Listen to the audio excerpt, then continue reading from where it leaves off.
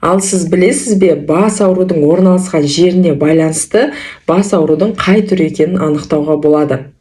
Мысалы, егер сіздің басыңыз екі жағынан айналдыра қысып ауыратын болса, бұл кернеулік бас ауру. Егер сіздің басыңыздың бір жағы ғана ауыратын болса, мына беті немесе мына беті, ол мигрень. Егер сіздің басыңыз желкеңізбен, мойныңызбен қосып солқылдатып ауыратын болса, сіздің қан қысымыңыз жоғары және мойныңызда проблема бар деген сөз, мойын омыртқасында.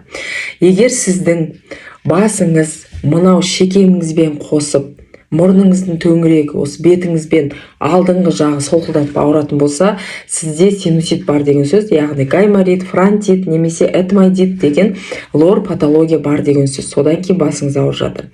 Егер сіздің басыңыз осы көздің тұсымен солқылдатып, бір көзбен көзіңізден жас ағып ауыратын болса, бұл кластерлік головная боль дейді. Яғни сіз осылайша бас аурудың орналасқан жеріне байланысты сіз түрін анықтай аласыз және соған байланысты ем тағайындалады. Ал сіздің басыңыз қалай ауырады? Төменде комментарияға бөлісе кетіңіз. Бас ауыратын өздеріңіздің жақындарыңызбен осы видеомен бөлісуді ұмытпаңыз.